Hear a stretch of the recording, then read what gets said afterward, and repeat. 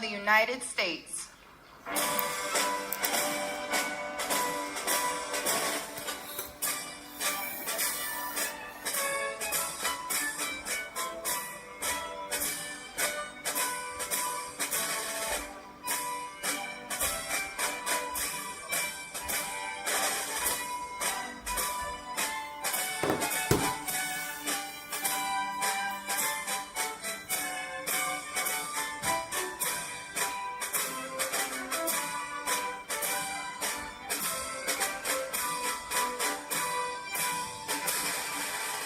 What a nice sound that is, isn't it?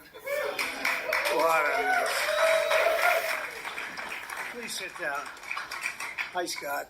So I always said that if I ever became president, I would play that all the time, no matter where I went in the building. But I've never really gotten to do it. I wanted it for breakfast, lunch, and dinner.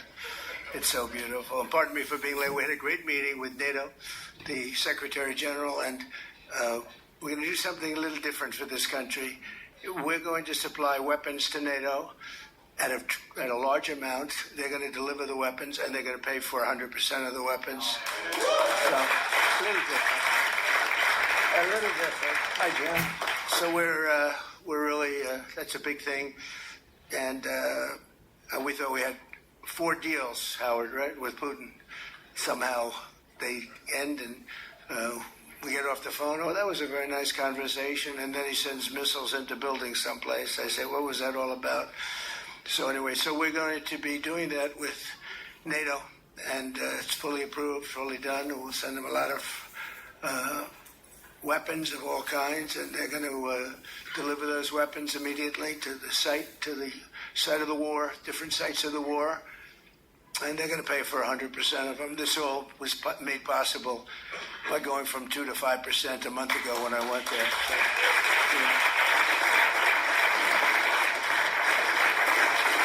yeah. And those countries, those European countries, and I said, look, we have an ocean. It's not fair that we did, because under the Biden administration, we paid about 3.5 times more than they did. We were in for $350 billion. Got nothing for it. We were in for 350 and they were in for 100. So, which really meant one thing, because you have great business leaders here. It meant very simply that they were better negotiators than our president was. But so this is a very important thing, and hopefully that will come to an end at the end of 50 days. If we don't have a deal, then we're going to have to do. We have no choice but to do secondary tariffs. You call it secondary tariffs, which are pretty tough. Which we don't want to have to do, but let's see what happens. But we thought we had a deal. Numerous times I'd get home, I'd say, First Lady, I had the most wonderful talk with Vladimir. I think we're finished. And then I'll turn on the television, or she'll say to me one time, wow, that's strange because they just bombed a nursing home. I said, what? So we don't like that. But I want to thank you all for being here, and welcome to the first ever White House Summit of Faith and Business Leaders. You're really some of the greatest business leaders in the country. When I looked at some of the names, I said, whoa, that's big stuff we have here today. In fact, before I was president, I would have been very intimidated, but now I'm president, so I don't have to be. But today we celebrate the core values that built this country: freedom, hard work, risk-taking, and above all, trust in Almighty God. You're very much into God in this room, and it's very nice. You're business leaders who believe strongly. We have some business leaders that don't believe strongly, and somehow you and I don't like them as much. But I want to thank Pastor Paula White. She's been my friend for a long time. And John, for convening this incredible group. Her husband's one of the most talented musicians in the world. Stand up, John. Stand up. Okay. I stole a couple of his songs for the rallies, and he never sued me, so I was very happy. But we all come from the same place, right? So it was great, and we appreciate it, John. Thanks as well to Treasury Secretary Scott Bessent, who's doing a fantastic job. He goes on television and he calms the market. I go on television, I rile the market, and I say, we better send him in there, Howard, right? The market's become so calm. Nice. So you're doing a good job, Scott. Thank you very much. You make any deals today?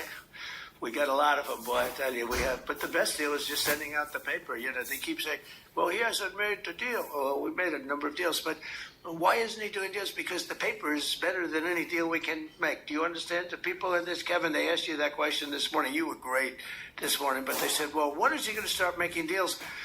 The next time we could say, just, you know, every time he sends out a document that you have to pay 35%, 25%, or 50%. Or in one case, 100%.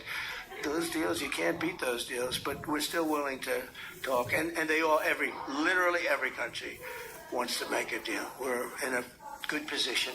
You would call it a position of strength. I don't talk that way because I'm a politician now, unfortunately. And I don't want to talk about strength. I just want to say we have to be treated fairly because we were ripped off on trade and the military for, you know, we protected other nations. Nobody paid us. Nobody did anything for us. Nobody helped us. And that's much different. You know, NATO's a much different situation now. When I got in, I believe we were paying for 100% of NATO. And now they're paying, they went from 2%, but they were paying 1% to 5% that they're paying. It's a big difference. It's about $1 trillion difference. And they're wealthy, for the most part, wealthy countries.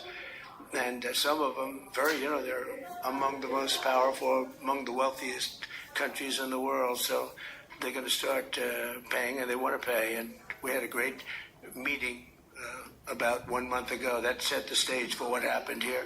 But it's very important. So I want to thank Scott for being here. I want to thank Commerce Secretary Howard Lutnick. You are doing a good job.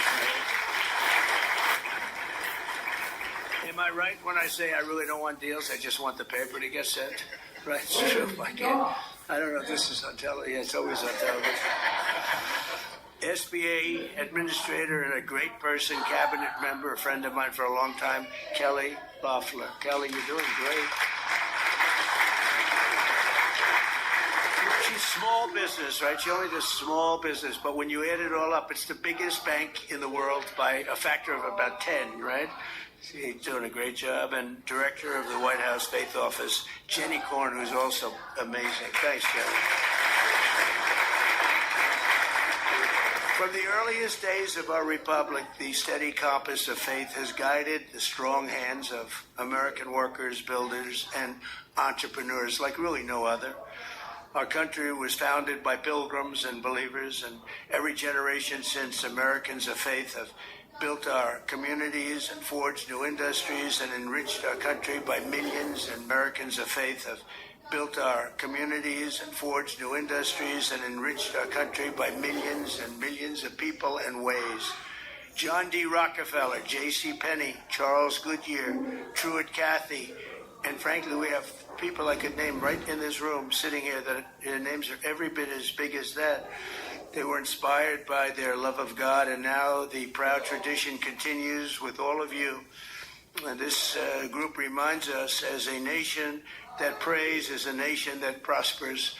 And you see that I think one of the reasons we went so bad is they really wanted to take God and religion out of your lives. And there was nobody to, look up to. There was just nobody. It was, we were freewheeling. And we can't freewheel. We have to bring religion back into the country, and we're starting to do that, I think, at a very high level, Paula, a very, very high level. You see churches are starting to fill up again.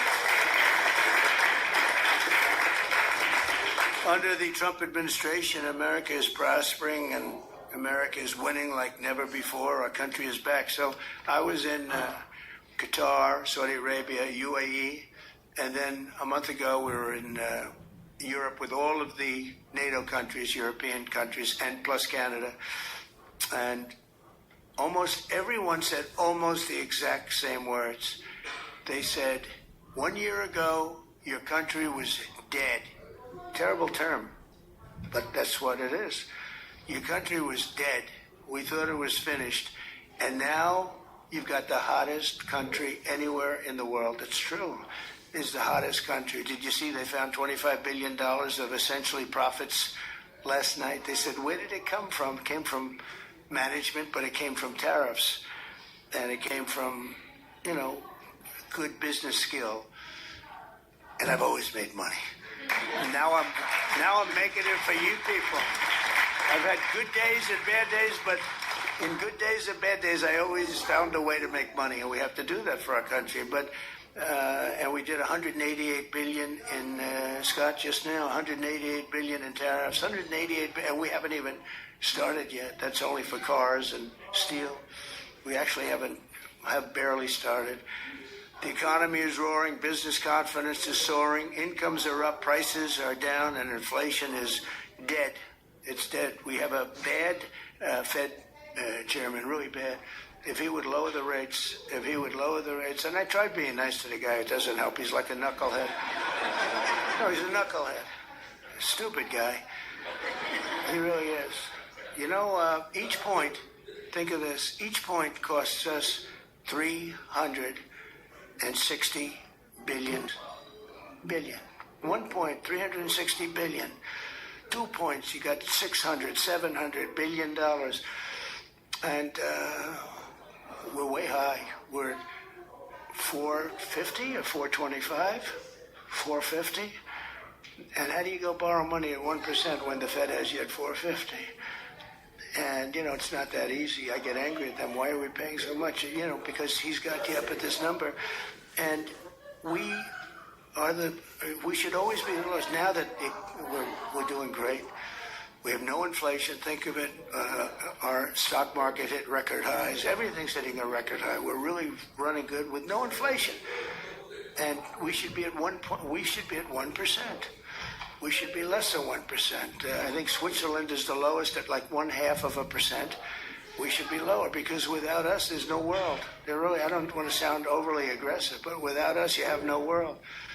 And we put our country on solid footing. We had a man as president who was the worst administration, worst president in the history of our country. We've had some bad ones, but he's the worst ever. What he did at our border can never be forgotten. 25 million people allowed to pour into our country, all unchecked, unvetted, murderers, gang leaders, gangsters, people that you don't want in our country under any means, terrorists. We have many terrorists in our country, and we're watching them close. Tom Homan, by the way, is doing a phenomenal job. Christine Noem is doing a phenomenal job. We had last week, it was reported, nobody, not one, even I don't know if I believe that number, but it's done, the numbers are done by liberals. So they said, did you know that? They said we had nobody, zero, cross our border. It's the first time that ever happened. Zero. Did you hear that?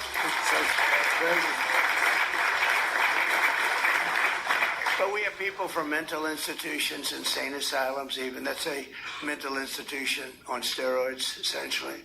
But we had people coming into our country. We can't have them. And we have to get them out. But we can never forgive this administration, this past. And I'm okay with administrations. I mean, I can go through a Democrat administration, say, hey, look, they worked hard, they tried hard. But the things that they did to this country, we can never, ever forget it. From the rigged elections to the border, to the transgender for everybody, from men playing in women's sport. You ever take a look at some of these records? There was a long-distance race, a marathon, where they had a great female runner, a number of them, but they had one in particular, and they had just an average male runner who had transitioned. He won the race at the end of the day by 5 hours and 14 minutes. They waited for 5 hours. The weightlifting records are better, though. The weightlifting records are better, the way they took a record that hasn't been broken for 18 years. 18 years. And, they'd add a quarter of an ounce on each side of the barbell. And they'd just a little tiny piece of stuff. She'd go up on each side of the barbell. And they'd just a little tiny piece of stuff. She'd go up and she couldn't get it up. And this guy comes along. Have you lifted before? Yes, at a low level. He was a low-level lifter as a man, but transitioned. And he goes up to that thing, bing, bing, bing, bing, bing. Could have done it all day long. Broke the record by 119 pounds. The whole thing is crazy.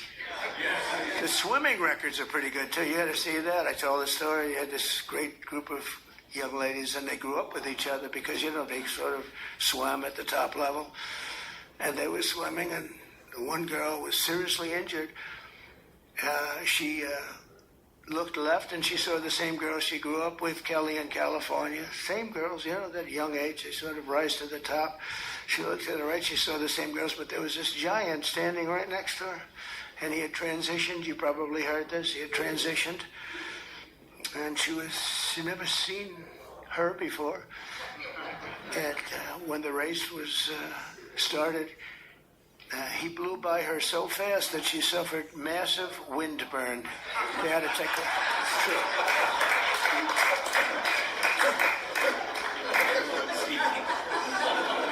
And he got out of the race, and he went had a little lunch, and then he came back and watched the rest of the young ladies finish up. The whole thing is crazy, and it's so demeaning to women. It's so demeaning to women. But it is what it is. But what they did to this country, and we ended all of that, as you probably know. We ended the woke. The woke stuff is no longer in favor. But we're doing fantastically. Wages for blue-collar workers have surged by the most in over 60 years. Gas prices have reached the lowest level in 5 decades. Actually, it's going to be, you'll see some really good numbers where, you know, drill, baby, drill. Drill, baby, drill. I got to make sure that people can afford to produce the gas. But the gas has gone to the lowest level in decades. And you're seeing $1.99, $1.98. I saw $1.95 at certain states. Not every time it goes down, they add taxes onto it. You're at $6, $7. They just add taxes. All they do is they keep adding taxes. Terrible governor, doesn't know what he's doing. He may be a candidate, but if you go by success, you can't have him be a candidate. And on Friday it was announced that the United States Treasury ran a budget surplus. Is that true, Scott? In June, for the first time in many, many decades. Wow. I didn't know that. That's a good one, too. I'm going to have to put that in my repertoire, Scott. But the biggest victory of all came 10 days ago when I signed the one big, beautiful bill into law. Right? And just as I promised, we did something that was amazing. You know, everybody was against it. I wanted it. I know Scott and Howard liked the idea of it too, but it was very risky because they've never done anything like it in terms of the size. It's the biggest bill ever passed, of its kind ever passed, by far. And they were going to cut it into 2, 3, or even as many as 7 bills. And I said, the problem is that in the one big bill, everybody gets something. When you cut it into 7s, there are 4 or 5 of them, or 3 of them, right, Kevin, that you get nothing. All they got to do is fight it. You'll never get them passed. And so we went with it. I was on a show called Deface the Nation. Have you heard of it? They're so bad. They're so bad. These people, they're so average. But I was on this show, Deface the Nation. Ladies and gentlemen, President Donald J. Trump on Deface the Nation. No, but they're all so bad. But we were on the show, and she said to me a question. She said, what would you call this bill? Would you want to have it called One Big Beautiful, or would you rather see it? I said, what I want is one great, big, beautiful bill. And Speaker Mike Johnson, John Thune, they were watching, and they said, what a great name for the bill. We actually ended up calling it that. We took the great out. I actually liked it even better. One great, big, beautiful. But they said, let's a little bit of a low-key. But we got to pass. But we got to pass because there's something for everybody.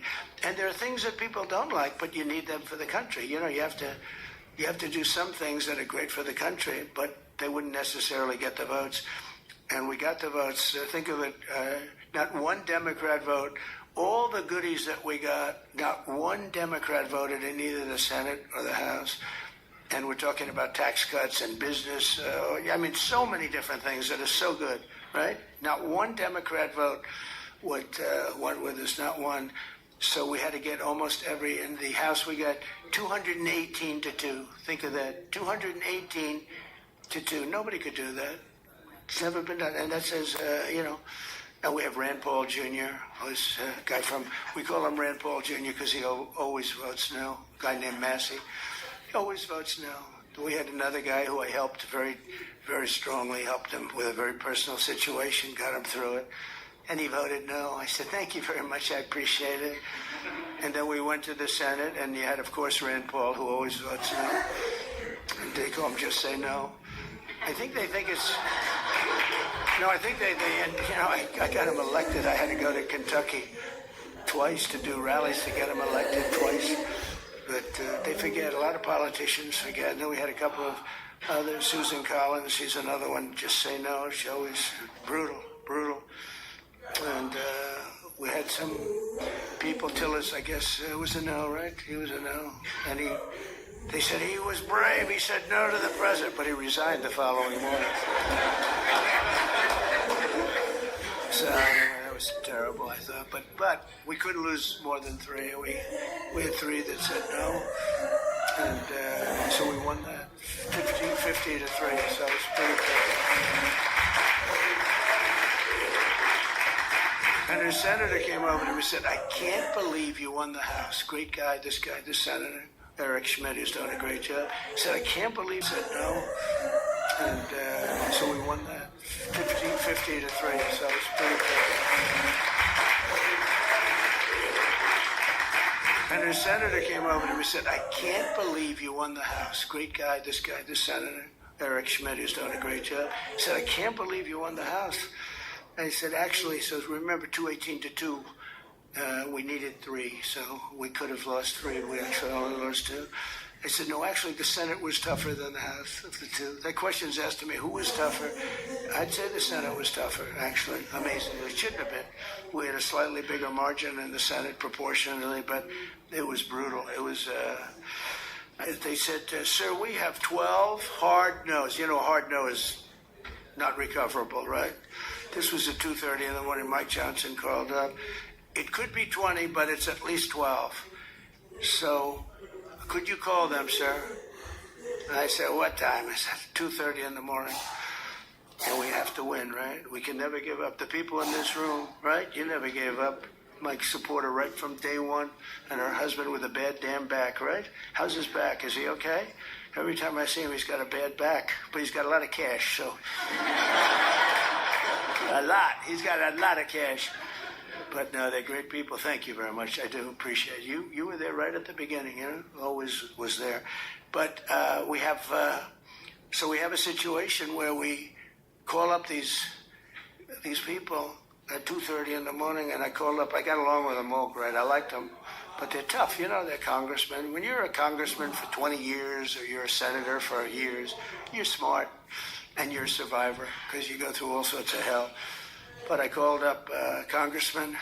And I said, Jim, hi, Jim, how are you doing? And he said, fine, sir. And I said, the family's good, yeah? He said, sir, you have my vote. I never said what I was calling about. I said, I do, thank you very much. But how do you know what I'm calling you about? Well, I said, sir, I've been your friend for 2.5 years. You've never called me during normal hours. So I assume that if you're calling me at 2:30 in the morning, you're not calling me to ask me, how's the family doing? I said, yeah. So, pretty good. So I called up everyone, I think everyone with the exception of one had to speak a little bit, but I call up, sir, you have my vote. Thank you. Sir, you have my vote. Think of that. And we got 12 votes in a matter of, I called back 20 minutes later, I said, you got all the votes. That's spirit, right? That's spirit. They wanted to maybe hear, they wanted to have a little love. You know, the sad part is that some of the best people are the people that don't get any publicity because they go with something because it's good. So a guy like some of the people I'm talking about, but some of the people where you didn't even have to call, they vote yes, 100%. You don't have to waste any time with them. You don't have to beg them, come on, you can do it, come on, let's have lunch, let's have dinner. And then you have other guys that want you to suffer. I mean, some of these people that I just mentioned, whose names I just mentioned, you got to go through hell. And the ones that are really good, and they love the country, and they're doing right. I mean, what's the alternative? You know, the alternative here, you're getting the biggest tax cut in history, and with the Democrats, you're going to have the biggest tax increase in history. Now, we could go into 100 other details. They're equally as crazy. So I said, so what's the difference? So you're going to say no, and you're going to have the biggest tax cut in history this way, and you're going to have the biggest tax increase the other way, and you'll probably end up in a depression, because if you ever did that, it would be a shock to the whole world. That's what happened in 1929. I said, so you're going to vote for the other side? Well, sir, I'll do what's really appropriate. You know, they're losers. But you have that. Really, they're grandstanders. You know, you have grandstanders, and you have them in every business. And the Democrat has far fewer. They're grandstanders. But, you know, the one thing about them, they have bad policy. They're evil people in many ways, but they stick together. You don't have it where you don't have, I don't want to use too many names, but you don't have a Mitt Romney in the midst who makes you suffer. You don't have some of the people that I mentioned who make it so hard. They make it so hard. And the alternative is one of two things. You can either get all these things and make the economy strong, or you're going to literally have perhaps a depression where you people so rich, so beautiful, so nice to look at, will be totally busted. And let's see how long your wife stays with you. You're beautiful. She'll stay with you for about 3 weeks, and she'll say, darling, I can't take it anymore. I can't take it anymore, darling. I'm leaving you. I said to one guy, he's a very, very unattractive man, but he's smart, and he's rich. And I said, you better hope we get this thing passed, because your wife will be gone within about 2 minutes. He said, you're right. But so we had a tremendous success, and it gives you the biggest tax cut in American history, the largest spending cut in American history, and the largest border security investment of all time. And again, we're doing great on the border. I almost say, why do we need it? We have such good numbers, but you need it. Ultimately, you're going to need it. I built hundreds of miles of border wall. Without that, you could have never had the results that we had. But to lift up the American family, we increased the child tax credit and made school permanent. We made it all permanent, the school choice. And we expanded school choice. And for every newborn child, we created what's called the Trump accounts. And this was Michael Dell. I don't know if Michael Dell's here. But Michael Dell, well, you tell him I mentioned his name, because it's true. He would call me for 3-4 years. I didn't know Michael. I just know he's a great success story and a great guy. That's all he talked about, was the account where you put American history, the largest spending cut in American history, and the largest border security investment. An account, and you let it be invested by, I guess you pick out some good money, determinant or fund or index. And I guess at a certain age, like when they're 30, goes earlier than that, but when they're 30, they're supposed to have like $75,000. That would have a huge impact on their lives. And it could even be more than that. So that passed. And, you know, it's funny. That was one of the easiest things we had to get passed. Can you believe it? I thought so many people loved it. They actually called it the Trump accounts. And I didn't fight for that name, right? I didn't fight for that. I said, that's a very great honor. But Michael Dell was amazing. That's what he said he's going to invest billions of dollars doing it for children. He's going to put a lot of his money into it. But even more importantly than the economic success, we're restoring the spirit of our country. America is once again an optimistic nation. We were so down. It was depressing. We were so down. That's why I ran again. I got cheated. They rigged the election. But I said, you know, if I didn't think I won, I would have never run. Because it's like a poll, right? You lose, you lose. It's worse than a poll. But I saw the lack of spirit in this country. For 4 years, it was a dark, horrible place. And for people of religion who were arresting your pastors, they were arresting if you went to church and you had a service outside. And the reason outside, because you had the COVID, and you could go outside. They'd arrest everybody for even having the service. I'll tell you, religion took a big hit because of the way they treated all of us. And We now have a confident nation, an optimistic nation, and we have one nation under God, and we'll always keep that term.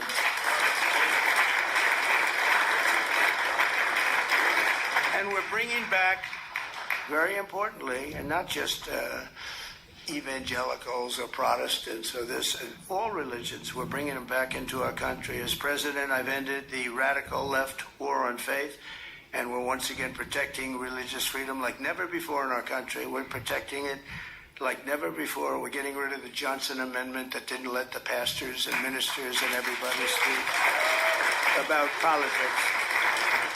Now you're able to speak about politics, Paula. You can speak about, you can say, I don't like that guy, and they don't take away your tax-exempt status. You know, they take away tax-exempt. And I'll tell you, remember when that started? Well-known people, mostly Protestant, but you had rabbis. You had an imam, 2 imams. And we were talking, and I said, I'd love to have your endorsement. And they looked at me like well-known people, mostly Protestant, but you had rabbis. You had an imam, 2 imams. I'd love to have your endorsement. We have such respect for you, and you control it, really very powerful. And they looked at me, they didn't say anything. Do you remember that? And I said, what's wrong with these people? I didn't know about the Johnson Amendment. Don't forget, I never did this stuff before. You know, it wasn't like I ran. I was on the other side. I was on the same side as you. You write contributions to people that you like. But I never ran, so I didn't know about the Johnson Amendment. And I called Paul. I was on the other side. I was on the same side as you. You write contributions to people that you like. But I never ran, so I didn't know about the Johnson Amendment. And I called Paula and Jenny. When I said I'd want your support, your political support and endorsement, they looked at me very weird. What's going on? Well, sir, there's a thing called the Johnson Amendment. And if they even speak about anything having to do with politics, they will immediately take away their tax-exempt status. And if they lose the tax-exempt status in your world, that means you might as well close up your church. I said, you got to be kidding. So I can't really. And I told them, we had another meeting a couple of months later. And I said, you people in theory are the most powerful people. You're more powerful than man or woman because we have more than 50. Let's assume men and women are 50-50, but you have 80%. Between all the different religions. I said, you have more power than anybody, but you're not allowed to use your power. I said, we're going to get rid of that because people want to hear what you have to say more than anybody else, pretty much. And we did get rid of it, and we launched something that's people, if they like something, somebody for office, right? We launch something that's to talk about a certain politician that has your values and likes your religion. That's okay. And we got rid. That was Lyndon Johnson, a very powerful guy, and he had a problem with a pastor, I think, in Houston. And the pastor was not a fan of his. And he put the clamps on the guy. He really did. Amazing, actually. And we opened it up. I looked at him, and we're up 68 stories in the air at Trump Tower. And in this beautiful conference room, I look down, I see people walking up and down the street. He said, that means that person walking up and down the street, any one of them have more power than you do because you're not allowed to even talk about it. You were even afraid to talk about it. But they're not afraid any longer, and I think they appreciate it. As president, I've ended the radical left war on faith, and we're once again protecting religious freedom instead of destroying it. And God is once again welcome back into our public square. It's very important.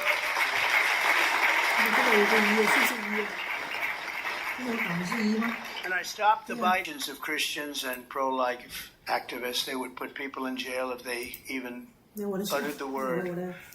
And well, look at me. I mean, look what happened to me. I was under investigation more than the late great Alphonse Capone. Think of it.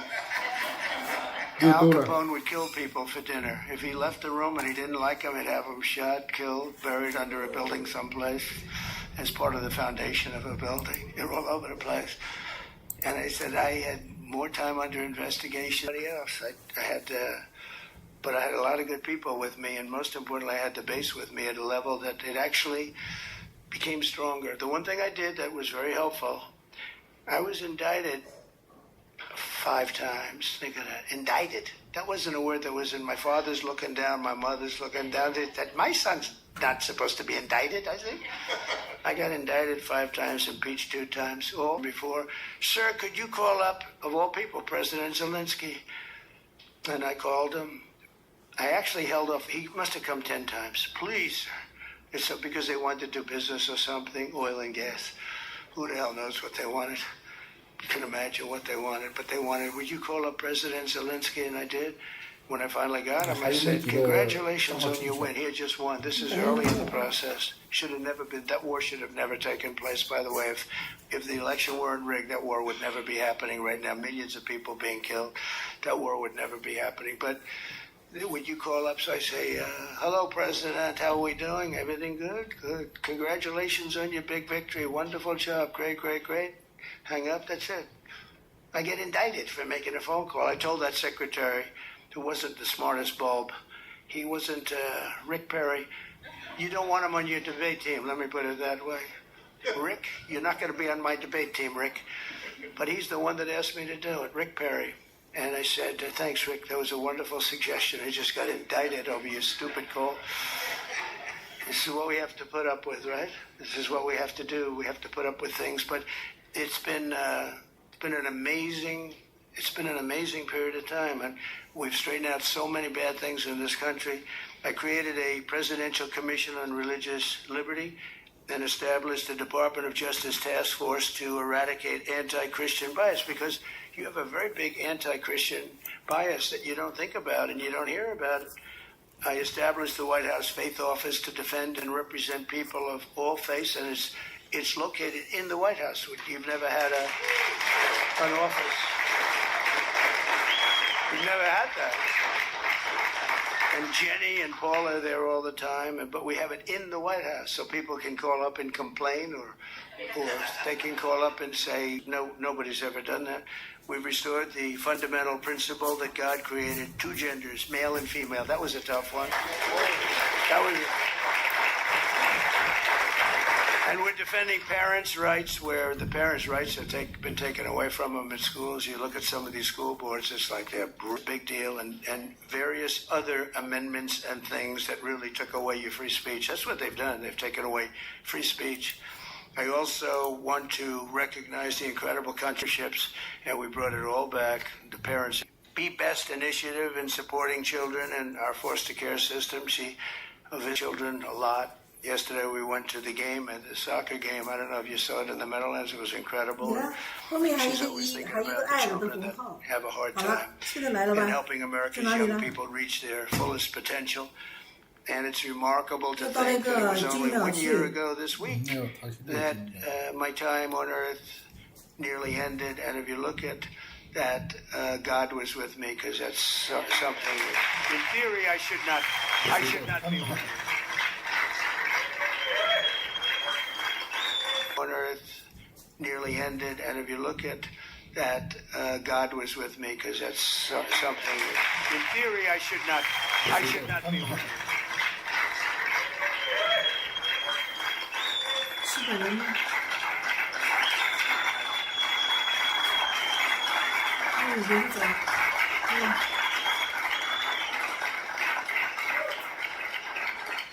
Well, I believe that, and I believe it, that my life was saved by God to really make America great again. I really believe that. I think I have a son. He's a great shooter, like a championship shooter.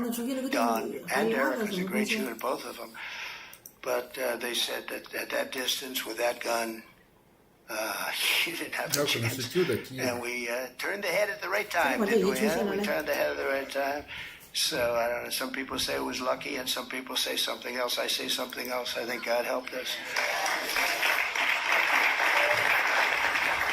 So I always believed in giving back to this nation, a nation that we love so much, and I know that everyone lives by that same sacred principle. The people in this room do, I can tell you.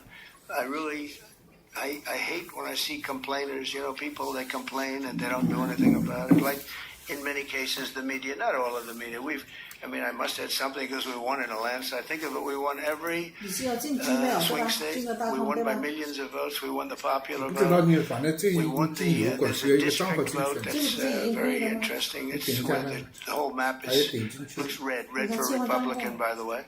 But the whole map came out, I think it was 2,750 to 505. Think of that. That's broken into little districts, little areas. We had an unbelievable election, and so I don't know, somebody said, how do you win without the press? But we have a hidden press, and the real hidden press and the hidden vote is the people and the word of mouth. Word of mouth is more important than the press, and they see what we do, and they see how we do it. I want to thank all of you and your great communities, and just it's a blessing to our country that you're here, and a blessing to our country that you become so successful and so great, and people look up to you, have no 王感就是说先到周围玩，明天我们这个呢讨论嘛，他就觉得意大利是最好，乌呢也是可以。That's something great, and you're all believers. I think, Paula, you wouldn't have. 我觉得波兰和意大利。Not a lot of. Is there an atheist in the room? Any atheists? I don't think so. 我讲老实话， I wouldn't want to raise my hand if I were. Be in big trouble. 就是人民是自我 You 驱动， invited all people that are outstanding in faith and 一点 success. 争议都没有，我觉得哈。 It's a very noble group. 啊， It's 对， because 他 of 就 the 讲， patriotism and goodwill of citizens like you that America remains strong and faithful and free. And together we're going to continue the fight for Judeo-Christian values of our founding fathers. We'll grow our economy. We'll defend our sovereignty. We'll protect our children. When you look at the job we did, I was just thinking because President Putin said it to me and other leaders said it to me. When they looked at those B-2s go in and think of it, they flew for 37 hours straight. We had 52 tankers, the gasoline tankers. And they rode along with them at different aspects, and they refueled. And not a screw was broken, not a mark was on those planes. Every engine was perfect. When they landed, they were just as good as when they took off. Think of that, 37 hours and about 40 minutes through a very rough territory. And those machines worked incredibly well, and literally not a problem. And when I honored the flyers, we did it last week, I also honored the mechanics, the people that took care of those machines. And I said it's equally important. And you compare that, same country, you compare that with what happened with Jimmy Carter. It was a sad situation. The helicopters were coming down and they were crashing and the men were all over the place trying to get the hell out of there. It turned out to be a hostage situation and a horrible thing. Probably it was one of the things that cost them the election, certainly. But when you think of that and you see this was, in terms of perfection, they think it was a perfect military. We sent the planes to Guam. Everybody thought we were flying to Guam. And they said, oh, they're going to Guam. Well, Guam's out of the way. But at the same time, we had some others going a different direction. And I watched horrible CNN. You have to watch sometimes your opposition, and they are opposition. And I saw that they had basically the plans of when we're going in, when we would be entering Iranian oil airspace. And I said, that's weird. And I called the general, Raisin Kane. He's fantastic. I said, General, and Pete Hegseth, I said, I'm watching newscasts where they're saying what time you're taking off tomorrow and what time we're going to be entering the very dangerous airspace, the worst air space anywhere there is, anywhere that in the world. I said, what do you think? Sir, we'll be fine. We blow them away, we'll be fine. Because, they want those B-2s with 7, and they were surrounded by a lot of great planes. F-22s, the most beautiful plane ever built. The fighter jet, F-35s, had a lot of different planes going with it. I said, but wouldn't this surprise be better? Yeah, it would be better. I said, well, then let me cancel it, and let's make it at a different time. So the day before, I canceled it. And I said, I'm canceling it. We'll do it sometime within the next 2, maybe 3 weeks. I'm canceling it. And then I had a meeting and I said, I have an idea, because I got slightly big coverage, to put it mildly. So everyone knew it was being canceled. I said, let's leave at the exact same time we were supposed to leave the following day. And we took off, and that's when the planes went out to Guam and this and that, and we took off. And that was the only time, and they said it, that was the only time they knew we wouldn't be coming in, was the exact same time that I came. I said, let's do something. And they flew in, and they were stealth, incredible planes. They were stealth. And they hit, every bomb hit their mark. Every single bomb hit the mark. It was unbelievable how they did it. And then they said, skedaddle. Skedaddle means get the hell out of there. They had to get out of that airspace. But it was an amazing thing, and I think it was so great for our country in so many different ways. You see so many incompetent people, like the way we left Afghanistan with Milley and all these incompetent, stupid people. And Biden, I mean, it was him. Leave everything behind. We'll leave jets behind. I said to Milley, I said, so you mean to tell me, because I was going to leave. We would have left earlier than them, but we were going to leave with dignity and strength. I said to Milley, you mean you want to leave a jet fighter behind? Sure, it's cheaper if we do that. I said, wait a minute, give me a tank of gas and I'll fly it to Pakistan, or I'll fly it to someplace, or I'll fly it back home. Why is it cheaper? Oh, it's just cheaper. That's when I realized the guy was grossly incompetent, okay? He's telling me it's cheaper to leave a plane than it is that the planes cost $150 million apiece. Let's leave it, sir. It's just great. And they did. They left all, I was taking everything, but they left it behind. But when you look at what happened and compare that to what we have now, we have a real great machine. I rebuilt the military in my first term, and we left some of it to Afghanistan, Taliban, and they have their parades. I hate those parades. Every year they have a parade wheeling down our equipment on some very unattractive street. That's, their Fifth Avenue. They show our equipment going down. Just it's getting older and older. But we're going to be working together to protect our children, and with the grace of God and providence, we will lead our country to how it's never seen before. I think we're going to be more successful in many ways, but I think we're going to be more successful than we've ever. 他这个楼下好像有一个面条店是吧？是中国产的吗？他们这里有一个摊贩的，我记得是以前去过的，很多摊，有面条啊什么。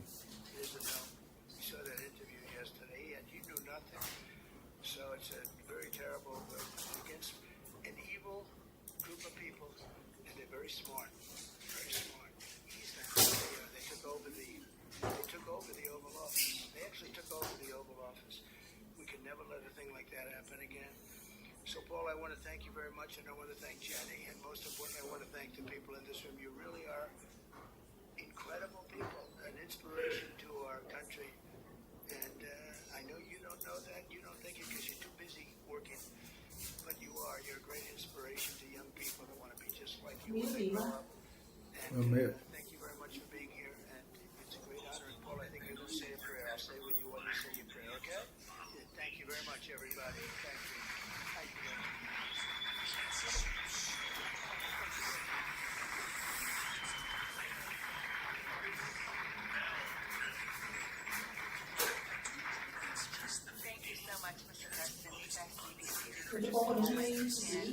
没有，我昨天有笔都拉掉了。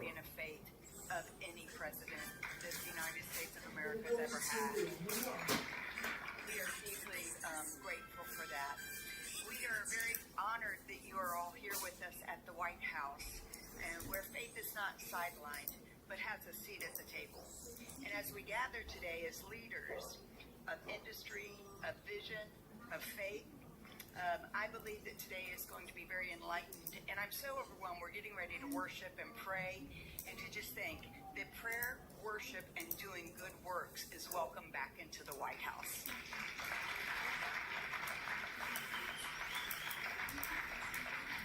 President Trump is a historic and a bold move established the White House Faith Office to recognize some simple truths, that America is strongest when faith is engaged and not silenced, when believers are activated and they are not isolated, This administration understands that people who are of faith, who are entrusted with wealth and influence as you are essential to building a stronger, freer, and a more compassionate nation. You're more than just CEOs and business leaders and entrepreneurs. You're stewards on divine assignment, builders of legacy, and vessels of impact. You've been called by God to his kingdom for such. We are witnessing something absolutely remarkable. More has been accomplished by this administration in the past 5 months than in the last several decades.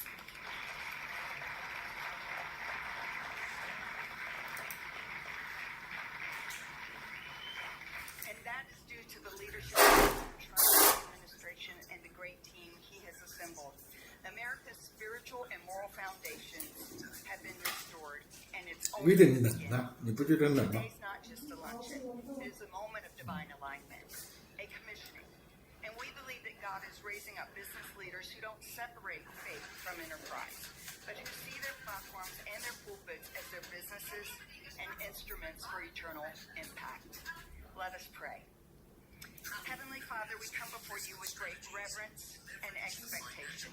Your word declares in Isaiah chapter 43, verse 19, behold, I am doing expectation. Your word declares in Isaiah chapter 43, verse 19, behold, I am doing a new thing. Now it springs forth. Do you not perceive it? Lord, we do perceive it. We see the stirring of your hands, reviving hearts, reforming systems, raising up leaders at this very hour.